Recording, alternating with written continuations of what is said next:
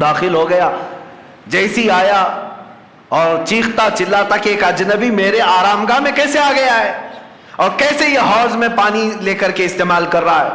سرکار غریب نواز نے اس کی طرف کوئی توجہ نہ فرمائی، کوئی توجہ نہیں۔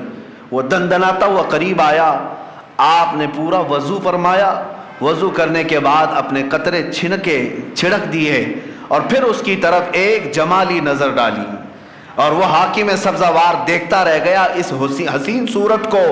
جو کرنے آیا تھا وہ کچھ اور کام تھا، لیکن قدموں میں گر کر کے توبہ کرنے لگ گیا۔ کہا کہ آپ جس وقت یہاں آئے مجھے پتا نہیں تھا، لیکن اب جس وقت آپ میرے دل میں آئے ہیں عزم کرتا ہوں کہ زندگی بھر مجھے اپنے دامن سے دور نہ کریں۔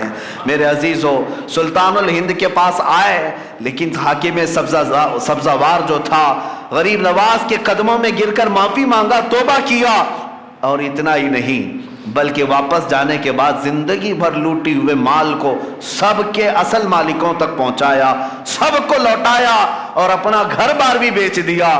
تب سرکار غریب نواز کے پاس آیا، کوئی نظر و نیاز لے کر کے نہیں، کوئی تحفہ تحائف لے کر کے نہیں، بلکہ آیا اور کہا اب آپ کا یہ غلام سب دے کر کے آیا ہے، سوائے دل کے اب کچھ نہیں رہ گیا، وہ میں آپ کے پاس لے آیا ہوں۔ سلطان الہند غریب نواز نے قبول فرمایا، بیعت ارادت میں ہی نہیں بلکہ اپنے عظیم خلفاء میں اس کو شامل فرمایا، خلافت عطا کی۔ بعد میں تاریخ میں موجود ہے سبزوار کے اللہ تبارک و تعالیٰ نے سبزوار کے ان کو قطب بنایا، اپنے وقت کے قطب تھے۔ کہاں ظلم و ستم کی داستان رکھنے والا، کہاں قدموں میں آ کر کے دل دینے والا اللہ کی ولایت حاصل کر جاتا ہے۔ میں یہی عرض کرنا چاہتا ہوں، تم تحفے تحائف اپنی جگہ پر جاؤ، اپنا دل قدموں میں رکھ کر کے آؤ، عرض کرو کہ سرکار مجھے اپنے ساتھ لے لیں، آپ ایک اشارہ فرمائے میرے دل کی اصلاح ہو جائے۔ پھر اگر غریب نواز قبول فرما لے، یقیناً زندگی کی کایا ہی پلٹ جائے گی، ایک نیا انقلاب دیکھنے کو ملے گا۔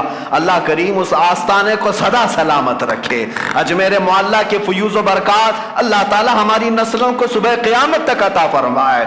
عزیزان گرامی، اپنے بچوں کو یہ نصیحت بھی کرو، یہ وصیت بھی کرو کہ ہندوستان میں ہم غریبوں کو اسلام ملا ہے تو وہ اجمیر معلیٰ کی دھرتی کا فیض ہے، سرکار غریب نواز کے احسانات ہیں۔